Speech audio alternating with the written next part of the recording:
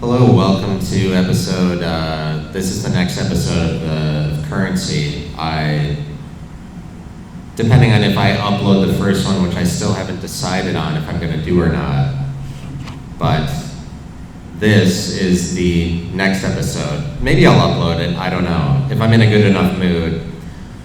I will end up uploading the first episode, which is more of like a test run, but I'm coming to you live, and that is the most important factor in this episode, is that it's live. This is the let's say 137th episode, and it's good to be here. I'm at the Crescent Lounge, just where I'm taping this. Not too much of an audience to speak of at this moment. We're still working on getting an audience in here, but it is still live, and it is more of an audience than I had for any of the episodes where I was just taping it in my room. And I figured out that I should sit down instead of stand up to make it that it's a podcast more so than a stand-up event. This isn't a comedy podcast, so there's no laughing involved, and nobody's allowed to laugh. And if there is laughing in here, then we have security that will escort people out, right? At least we have Anna, the owner of the Crescent Lounge, is our stand-in security guard as well.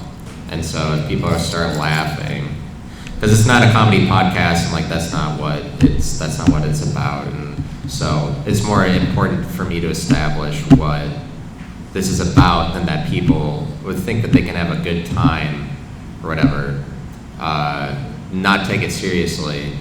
It's more important that everybody takes the thing seriously than that one person might be caught. If you get caught laughing, then fuck you.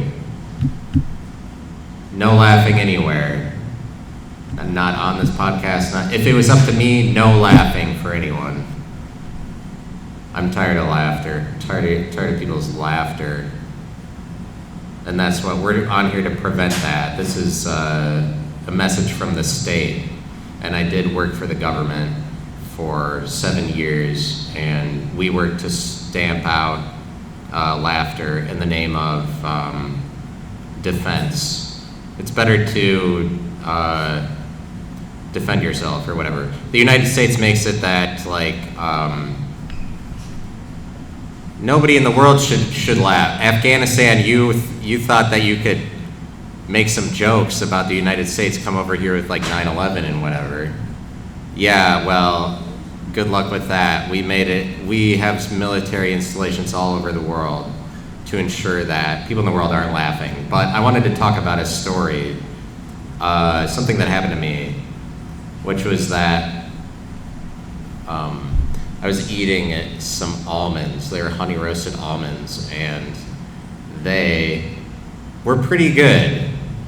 Honey roasted almonds are good tasting, but I ate enough of them and then I stopped eating them, and my body was reacting to them in a sort of poor way, and I was getting like dizzy, and I was like, it felt like I might pass out or something. I was like, oh, I really need to drink some water.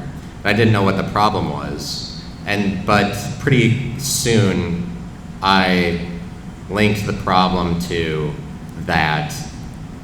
It was the almonds. That was what I decided to blame it on, because that's the thing that preceded me, my body having a panic attack. I guess that's what it's like when your body is about to faint, is so your body has a panic attack instead of your mind.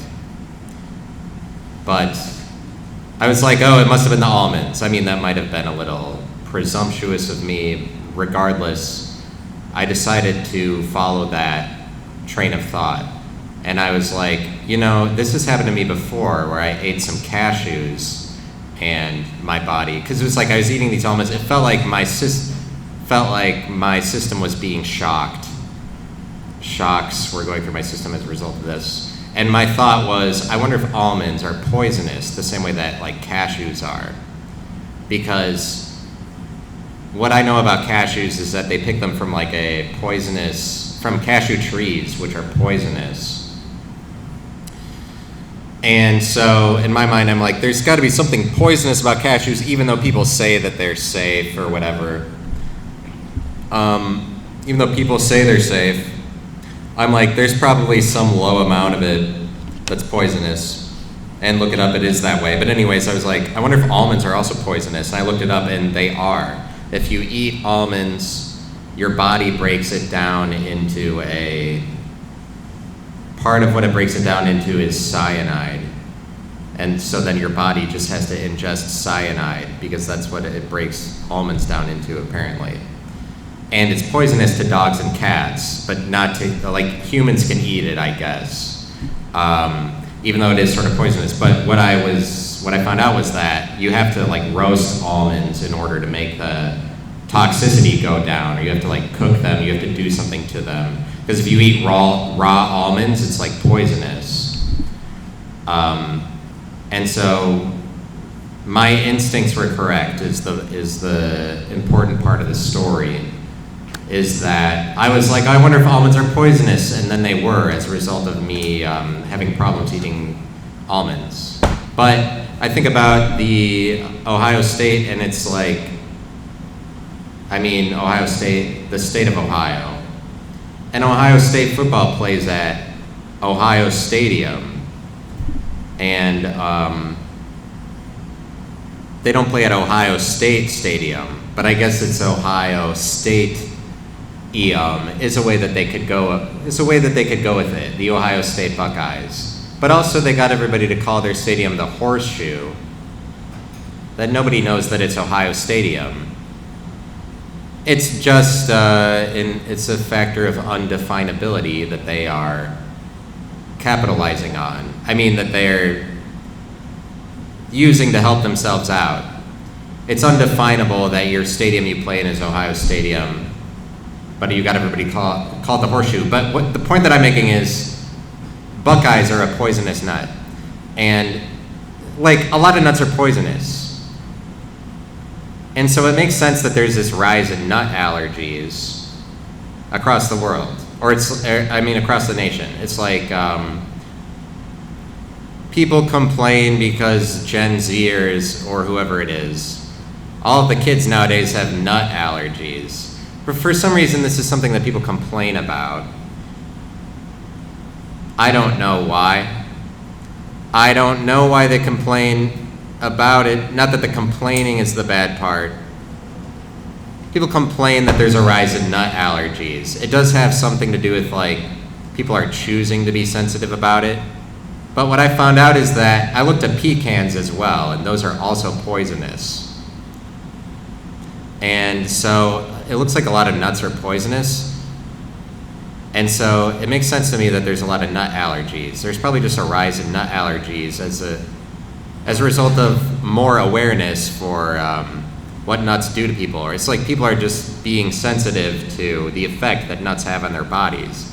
So nuts are apparently poisonous anyway. So, you married a nut? Toxic.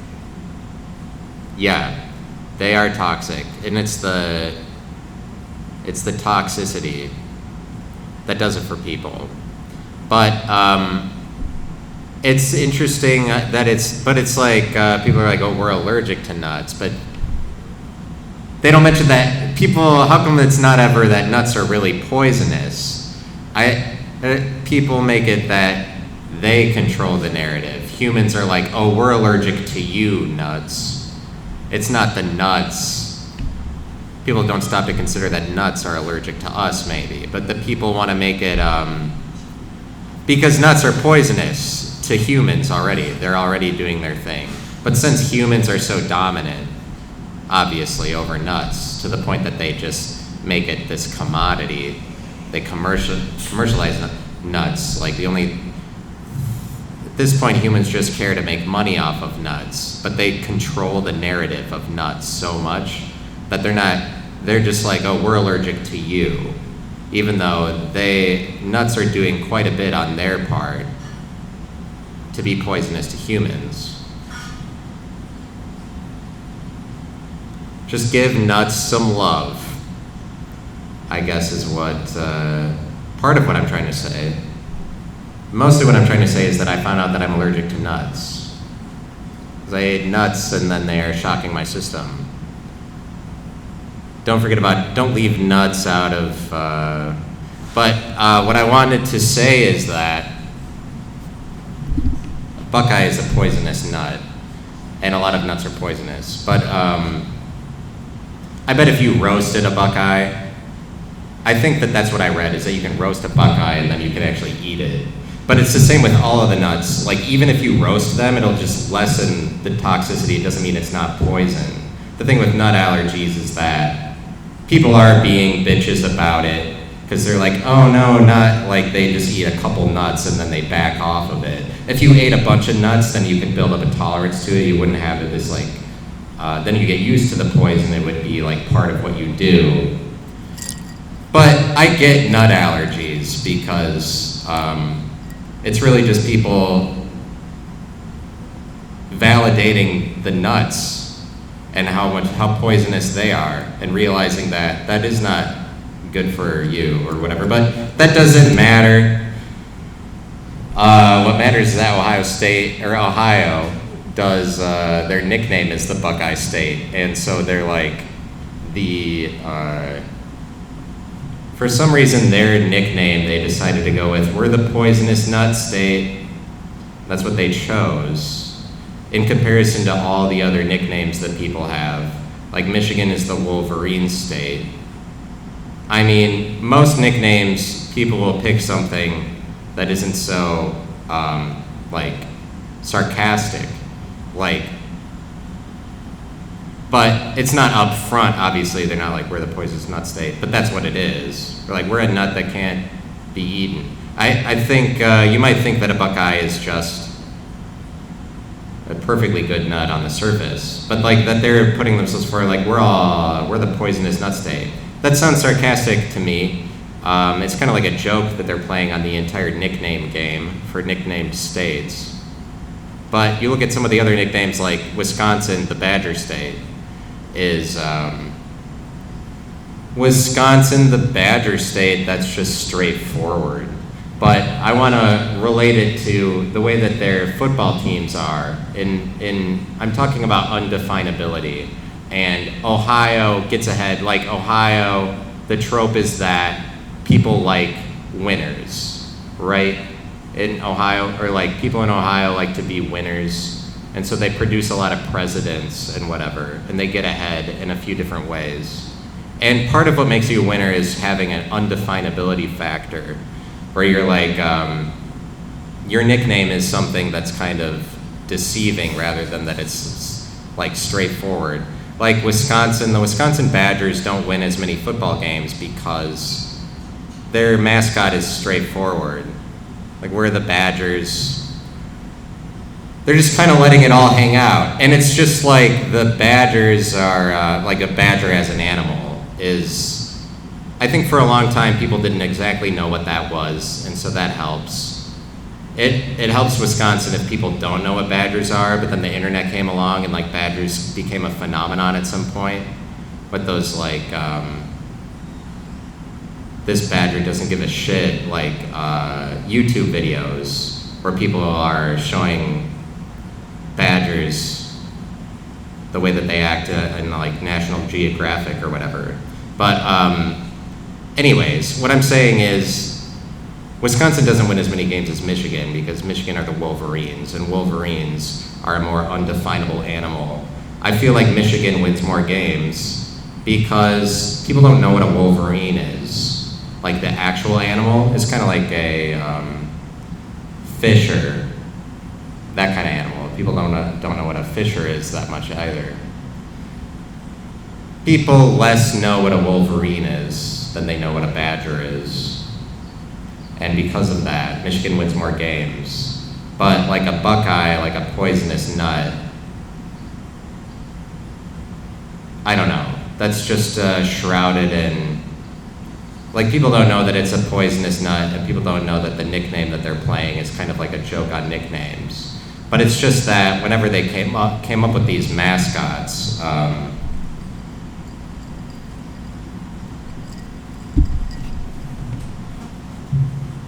when they came up with these mascots, you have to understand they were trying to pick something that's unique to the place, the location, or the state, but pick something that's like gonna last a long time, that people wouldn't be able to figure it out. They have to do that because they're like, this mascot is gonna be our mascot forever. So they have to pick something that people are not gonna get to the root of. So if you pick a badger, you might get to the root of that faster. Here's the reason why the Badgers have an opportunity to keep winning, and that is because Badger is the only name in the Big Ten that appears in the Old Testament of the Bible, and the Bible is always relevant. As a result of the Bible always being relevant, always being a part of the Jewish narrative and the Christian narrative, because the Jewish Bible the Christian Bible completely contains the Jewish Bible, because the Christian Bible is both the Old and the New Testament, and the Jewish Bible is the Old Testament. But anyways, Badgers appears in the Old Testament because God commands the Jews to kill a bunch of badgers to make containers out of badger skin so they can carry components of the Ark of the Covenant, so they can carry their shit around. God is like, use badger skins and sew a bunch of badger skins together to make shit that you can carry the pieces of the Ark of the Covenant around. So I'm just saying, there's no Hawkeyes in the Old Testament. There aren't any Boilermakers in the Old Testament. And Wisconsin has that advantage, is that they're always part of the Jewish narrative, no matter what. And the Jews kind of run the world. And so that's helpful to Wisconsin. Do they run the world? I don't know. I feel like Christians run the world more, but they're always part of both the Jewish and the Christian narrative by appearing in the Old Testament.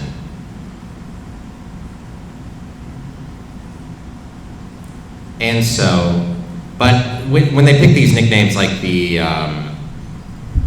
Nittany Lions, nobody knows what Nittany is. And so it works to Penn State's advantage that they pick Nittany, because you can't just go for it. They couldn't have been like Lions because that's too obvious. I think it works different, I don't know, at least in college football. They could have said I think if they said Pumas, that might have worked. If they just said Mountain Lions, it's just that when they're coming up with these nicknames, they're all figuring out something that people would be questioning. Like when the Golden Gophers pick the Golden Gophers, why would you do that? You don't have to do that. That's kind of cartoonish. That's a strange choice. It's like, why are you doing that to yourselves? The Minnesota Golden Gophers. But they're just trying to pick something that separates themselves, which I guess you probably have to do more in college football, where all of the competitors in your conference are just the states around you. Even Nebraska picks the Cornhuskers. They could have said Farmers, but they have to do something more deceitful. They're people wouldn't know what a Cornhusker is up front. So they pick Cornhusker, even though you can figure that out eventually. It's just that Farmer is too obvious. And a lot of the teams that pick a name that's obvious, they don't win as much. I'm saying the teams that win more have something more deceitful about their nickname. The Nittany Lions, nobody knows what Nittany is. That's why Penn State wins a lot. Nittany, I believe, is a color, but even as a color, I don't hear about it pretty much ever. The Purdue Boilermakers went a different route with their undefinability. They're we're trains. Our mascot is a train. They got together, they put all of their minds together to come up with the best shit that they could come up with. And they're we're fucking trains, and so you better buy that. No, seriously. That's what we chose. Yeah, deal with it. We chose trains. It was transportation. but it's just like rooted in, what they chose is rooted in history. They're like, you're not gonna remember back to a time when trains had to have boilerplates on them. Like our trains are, they're the Boilermakers. They're like old school trains that run on coal or whatever. Theirs is the gayest nickname because it's just so foreign or out of the ordinary, or it's so like specific. It's not an animal. They didn't try to run with the herd like everybody else. They're like, we're gonna do our own thing, and it's just really kind of childish. What Purdue does there, and it's just like really indie. It's so unique for it to be like, see, look, we're trains. Like, it's really chill or something. I don't know. It's obviously so alternative. Purdue is the gayest in the Big Ten. They could be gayer. They could be the choo-choo drivers. I guess, like, that would be more juvenile. If they were the choo-choo drivers. I guess I feel like that's just gay to pick trains. Because they couldn't think of anything else. They're like, and they wanted to be undefinable. They wanted to be like, people can't, this is weird. You know, they're like, this is a weird one. But could the golden gophers, did they not realize I mean, there was platinum or titanium? Would they be Titanium, gophers? oh, that would have been better, I think. If they did like platinum golfers. That would have been even better. I think you're right. I think they might win more games if they were the platinum gophers. Because there's a lot of teams that are the golden whatever.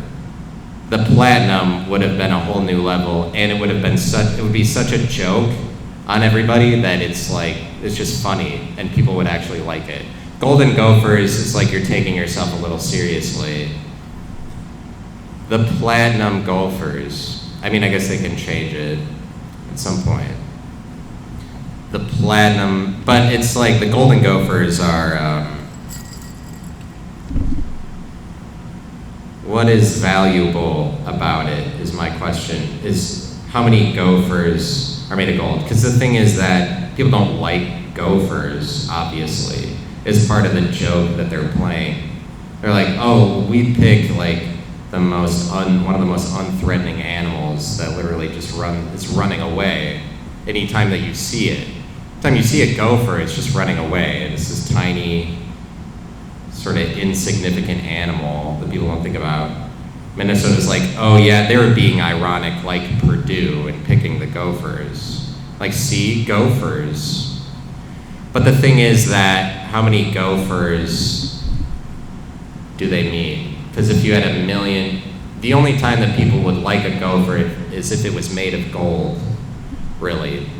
So if you had but gophers could be anything from 2 to 1 million. I guess it's probably limited by 100 how many people are on their football team. It's probably what they mean. So it should be limited to 200 gophers, whatever. But if you have 1 million golden gophers, who doesn't love that because you have a shit ton of money? 2 golden gophers, I don't know. Who really cares? I guess you like it. If you have a gopher that's made of gold, who doesn't like that? Who doesn't like gold? You know, I guess it's like a cop-out, since they're saying gophers made of gold, which I figure are not living gophers that are painted in gold. I picture it as that they're made of gold. So if it was made of gold, who doesn't like that or whatever? Indiana, the Hoosiers is, so anyway, I would like to move on to the next part of this, which is that I made a list of the 50 states ranked least culty to most culty. And this is a list, the criteria I used was as far as I know, but I believe that I did it the right way. And so I made 50 states ranked by cultiness, and so I'm just gonna go through this list. I posted it on my Twitter. You can follow me on Twitter at SteelConnor. And you can follow this podcast, the Currency Podcast. Please subscribe to it so I can get to 1,000 subscribers and then broadcast the podcast live. Let's do a raffle. How so? The 1,000 subscriber follower will give a prize. The 1,000th subscriber will get a prize, and that prize will be named later. And who knows, maybe other prizes for the 500th subscriber. Yeah. The Crescent Lounge will come up with a prize for you. Who knows? Who knows what awaits in store? Wash somebody's car. I could wash someone's car, yeah. I couldn't, yeah. Yeah, I'll wash your car if you're the 200th subscriber, and that's a promise. I will definitely do that. I love acts of service to other people. I have such a servant's heart. Not exactly. I would consider washing your car. Just come on out to wherever I am, find out. I'll just contact me and I'll be like, yeah, maybe I'll wash your car. I won't like it. I won't enjoy it, but maybe I'll do it. I don't want to wash someone's car, but maybe I will. I don't have a servant's heart anymore. I did when I was in the church because they brainwashed me to have a servant's heart because I thought that I would be getting a bunch of rewards in heaven for being more of a pacifist than everybody else in the church. And so I was being very nice when I was in the church. Use it to your advantage. I know. And now I'm trying to monetize it, my servant's heart. I'm trying to monetize my servant's heart now. But, because it's hard to get clout in the church. Seriously. It's hard. You have to have almost died from heroin and then turned to Jesus in order to really get clout in the church. And so when I was in the church, I didn't have an exciting testimony. And so I just tried to make myself really good at singing so that I could sing on the stage. So one of the only ways to get clout in church is to be one of the singers. And so I made myself good at singing to have clout in the church. It wasn't just something I was able to do to begin with. I'm just kidding, I don't know. I think that singing maybe is a little bit more of a choice than people give it credit for, that it's just completely an inerrant talent. Singing is sort of a choice because a lot of the thing is that you have to mimic what is a popular sounding tone or popular voice in order to have a voice that people like to hear. Believe me, I'm being serious. You cannot not believe me. All of the words I say are completely true. But it is true that it's like people, when they liked Britney Spears, that was just everybody else in the nation besides Britney Spears hearing her voice and being like, oh yeah, she's doing it right. As if she was making right choices or something. There has to be something right about the way that you're singing in order for a lot of people to like it. It's kind of like a popularity contest. And the people that are really good singers, there's something to be said about that. They're just able to put on the popular tone. Sort of. It's just like a debate between being stylistic and being unique. You can go in that direction, or you can be popular. I don't know.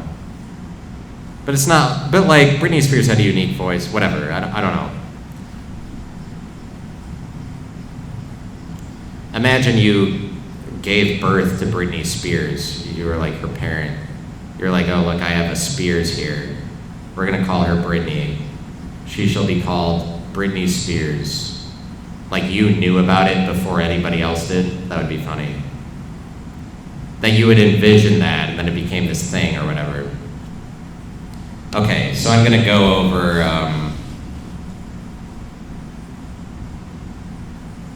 it's all about popularity is kind of what I think.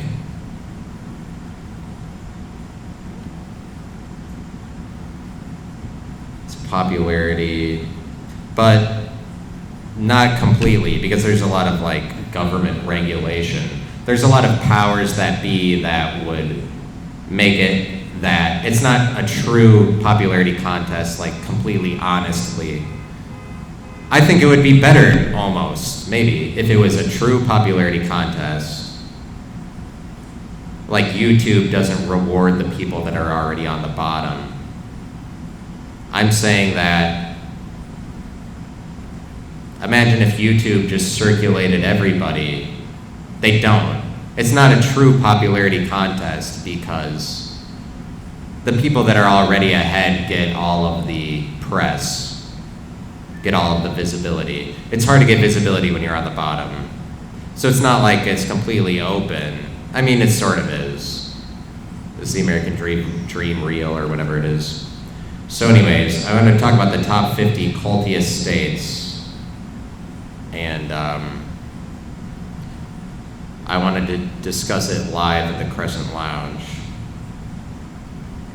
primarily. So I talk about the nuts, or I'm allergic to nuts. Okay. So anyways, my servant's heart, like, now that I'm not in the church, I don't feel obligated to have a servant's heart. So I'm decidedly not a servant. But even though I'm not in the church anymore, it's still hard to shake I feel like secretive or whatever. Part of why I come out and do this podcast live is to make it less of a secret, like I'm taping it in my room or whatever. And so we're trying to get people involved and make money off of this, make it a bigger thing, so it's not a secret. But if I'm like being churchy, it's kind of like walking around in a secretive way, because churches are secretive. It's like what goes on behind the walls is very scary. Could be very scary to somebody who's never gone into that. Somebody who's like chooses to be not religious. It's kind of like it's a leap of faith to go to church at all, to go and to see what is happening beyond the walls of the cross buildings, the buildings that all have crosses on them. You have to cross into those cross buildings that say they have the authority over the cross and crossings in a leap of faith. I'm just saying that it's scary, the church. It's scary to me, looking back on it. It can be like, it would be scary, that's a perception that people would have for not ever going there. So I'm saying that to, who am I saying that to? I felt like I was saying it to Christian people when I said it, but I really should be saying it to anybody.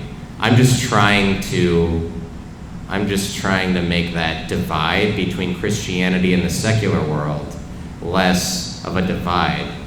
But because it is a divide, it becomes across as scary. That's why the most famous horror movie ever is called The Exorcist.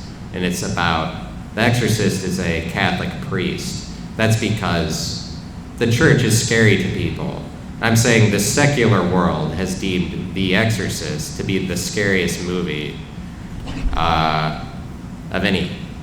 I arguably, or it's like that's the greatest scary movie of all time.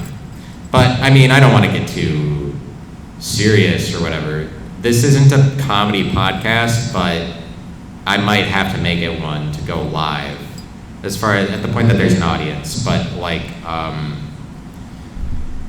need an audience so I can figure out what my dynamic is with the audience. Because it might be that if there's a reason that people weren't viewing this podcast before, maybe they don't get what dynamic I'm trying to have with the audience. So then I could figure that dynamic out more so at the point that there is more of an audience. But I'm saying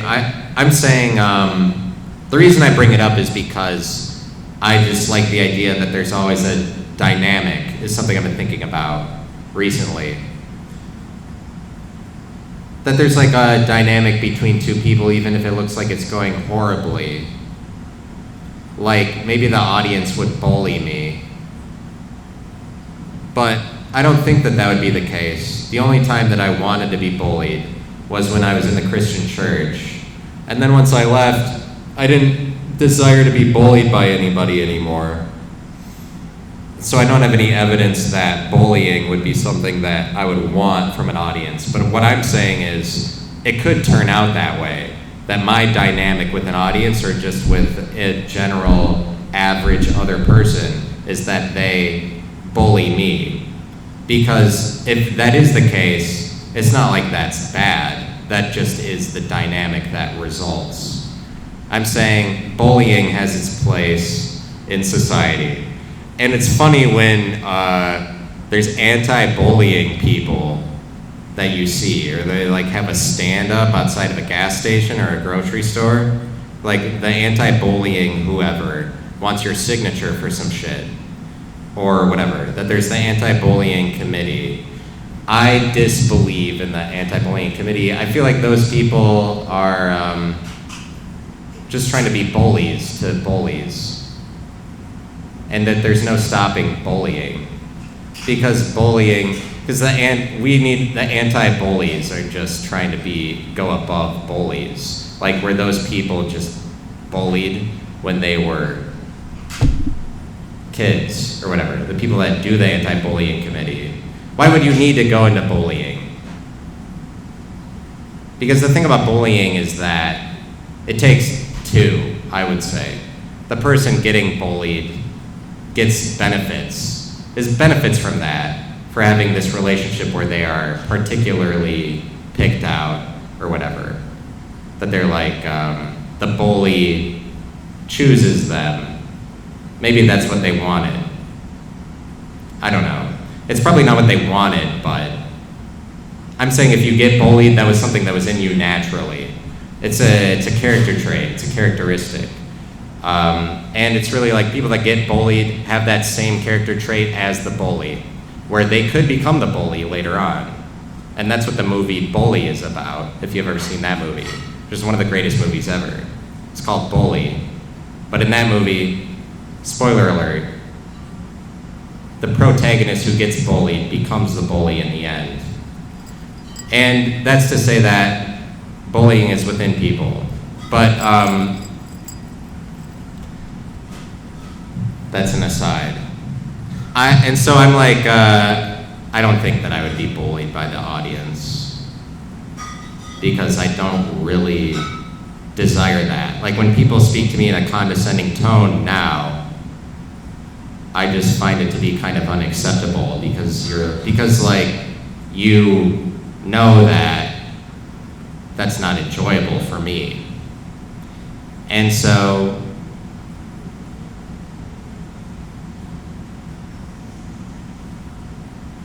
criticism, I like to talk about criticism, or I like to talk about that, bullying, or whatever it is. So, but I don't have a servant's heart anymore. I would prefer to be above the thing. It's just that I wanted shit to brag about. And so today here, I'm raising some complaints, just for fun. You're not supposed to complain or whatever, because people are like, hey, oh, that sounds like a complaint. That's funny that that's taboo. It's like saying a swear word, complaining, because people are like, oh wait, are you complaining? Like it's a sin. Sometimes. I mean, for public, really public, like, out in the open, complaining is not what people want, or it's just like something that people don't want to hear. And so I wanted shit to brag about. So on my podcast in previous episodes, I complain about the Christian church a lot, or like I'm against the church. Let me just try to get more to the heart of why I don't like Christianity. It has something to do with me personally. They wasted a bunch of my years making me gain authority in Christianity, when I could have been gaining that authority in like music production. But instead, I was gaining it in being like a church person. And so I'm complaining that they wasted my years, making me be really good in a competition that I now find to be unimportant. Like they're making me play games for which there are no real winners. I feel like winning awards in Awana or whatever, for like winning awards for memorizing scripture and then being told that I'm really great for winning those awards. These are just complaints. Nobody likes it. I'm complaining about the church. Here's a complaint, and it's fun to complain especially out in public. Do I care about the awards or whatever? I like any award that I would win. It's like the movie Midsummer. Check out that movie because they detail what I'm saying and they depict it in a better way than what I'm describing. Midsummer, the protagonist, the girl, she wins the May Queen competition, which is like the biggest competition that the cult in the movie cares about. They care about figuring out who the May Queen is. But to figure out who the May Queen is, the competition they do is like, okay, everybody drinks a drink and then they spin around until there's one person still standing. And that person left standing is the May Queen. But basically, the way that they award the May Queen, which is the most important title in this cult, is that they have all of the participants get up and spin around until one of them falls. And basically, the competition is just dumb to figure out who the winner is. But the church was like, hey, they just made me gain authority in all this Christian stuff. You can't brag about that. And so I'm like, here's what I wanted to say. This makes me a bad person, probably. But when I was in the church, I wanted like my family and friends to die just so that I would have a story that I could brag about. Because there's no clout to be had in the church, and I'm a braggish kind of person. And so they made it so that I couldn't brag about anything. I'm so shitty that I'm like thinking in my head, I hope people around me die so that I have a more significant story. And I feel like that is what the church does to people. Not necessarily, but that's just like my experience. But what I'm saying is that when I was in the church, I was always trying to figure out why I had such trouble wanting people around me to succeed. And once I got out of the church, I didn't care about that anymore. I didn't have a problem wanting other people to succeed. And so because of that, I believe that Christian people I know don't want me to succeed. I don't know that that's entirely true, but I don't really care if they don't want me to succeed, or just people that I know that they do. I just want to complain. I just want to complain about it. Because it's fun to be annoyed. It's fun to be mad, but it's just that people are like, no, don't be mad about it. Because once you're mad, then we know that you just have a bone to pick, or you just have an agenda or something. I think that anger or whatever it is should be more valid, it's just unattractive to complain in public. So I just wanted to complain about the Christian church. I wanted to complain about my friends and family. Here's a specific complaint about them. They're always telling me like, I love you. And that is annoying. Get out of here with I love you if you're not gonna like my YouTube videos. Another thing I want to complain about. Like my YouTube videos. You can save your I love yous. I don't even need to hear it. As long as you like my content that I make. You can do both. You can say I love you and like my content. Just drop a bunch of likes on my YouTube video, and that's how I know that you love me. Because otherwise, I love you, I could give a fuck about. Keep your I love you to yourself. Yeah, I know, it's nice to hear or whatever. But if you're not liking my content, then you don't love me. And that's what I'm saying. States in terms of cultiness, why did I make this list? It's because cultiness, I'm talking about cultures. My criteria was in ranking the states from 50 cultiest to least culty. I'm talking about like the state that is so high on its own culture. Like the state that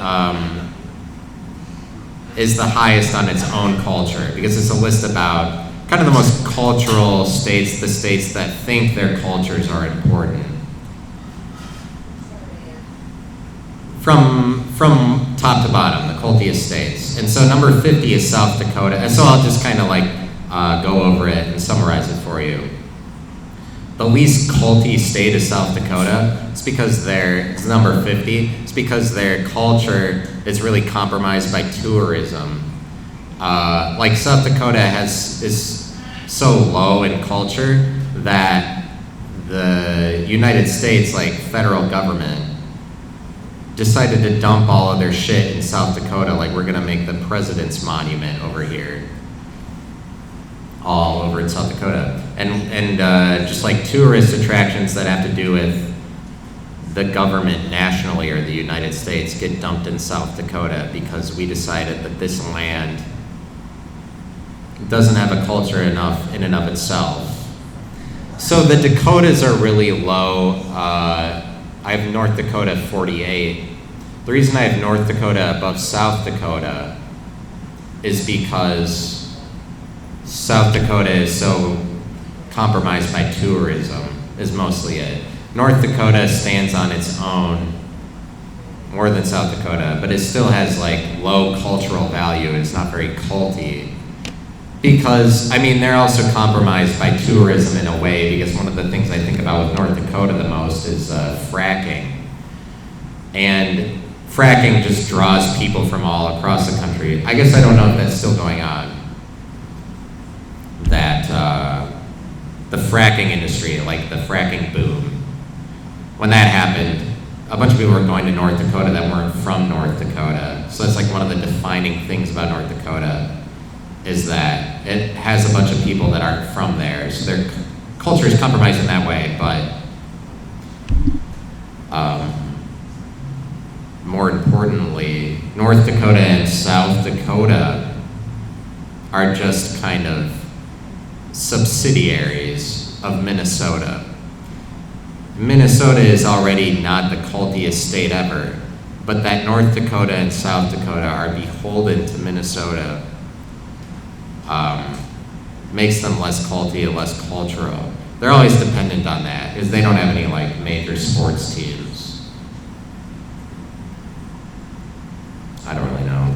So anyways, continuing, my servant's heart, maybe it'll come back. It's just that I'm kind of like two people. I was a person that grew up in the church, and that's one churchy person that I am, and then the other person I am is evil, and I only am concerned with promoting myself, but I actually kind of suck at it.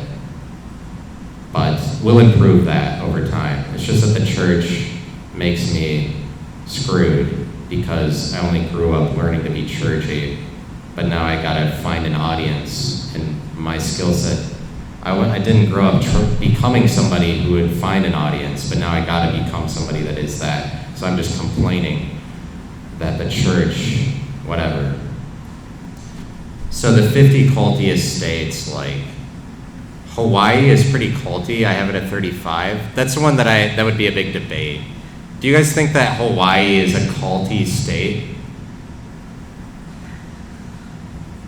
How are we defining cult? I'm saying it's kind of like cultural, Like, a state that is really high on its own culture. It's like oh really, my God, I was thinking like a different kind of. I mean, it could be like really religious. If it was that, then like Utah would probably be number 1. But I have Utah at number 10. I don't know. I'm just gonna go with titanium ball first. Number 1 I have is Texas. I think Texas is the cultiest state. Is it that Waco standoff thing? Just because they're so all like, don't mess with Texas or whatever. It's like people that are in there can't stop talking about Texas. For that same reason, I have Ohio at number How many 2. cult leaders, like, are from Texas? Well, at least that guy from Waco was in Not that, Texas. but, like, I don't know. I'm not judging it based on cult leaders. I'm taking a more like liberal view of what a cult, like culty just states that like within themselves they love themselves. Kind of like Ohio's number 2, Florida number 3, Tennessee number 4, Michigan 5, Louisiana 6, Wisconsin 7, Alabama 8, South Carolina 9, Utah 10. And let me explain that top 10 what is. about New York? Because I think I New don't- York should be number 1. I just have a hard, Talking about cult- because I'm going to the state, and so New York State kind of screws with their cultiness, and the culture of the state is really confused. For the same reason I have Illinois 43, because their culture is destroyed, because they can't figure out how to relate Chicago to the rest of the state. Like a state that is defined by a single city, their culture gets a little screwed. Whereas like people within Illinois aren't like, yeah, Illinois, they kind of have to answer to Chicago to begin with. So the same with New York, they have to answer to New York City before they can talk about the state. Yeah, but Buffalo is proud of Buffalo. Yeah. And Syracuse is. Yeah, I mean, they can try to be like, yeah, we're still cool, despite that they're in the shadow of New York City. I just feel like we need to find what culty is. Is it culture? It's kinda- It's like open to, this kind of why it's like fun to make a list is like, it's open to, But you gotta have a definition when you're making a list. I do, and it's top 50 cultiest. But how are you defining culty? Just as far as I know, just based on my, because nobody else has this list. Is culty like the same as cunty? It's like Tennessee is number 4.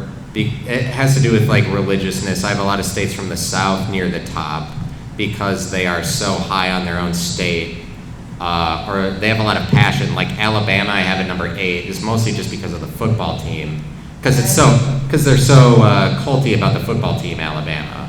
Ohio, I have as number 2 because of the way that they are religious. Ohio, the way that they're religious about Ohio State. But just about Ohio. Funny story about Ohio State. I traveled internationally. Mm-hmm. I'm in Nairobi, Kenya, at a little cafe outside of the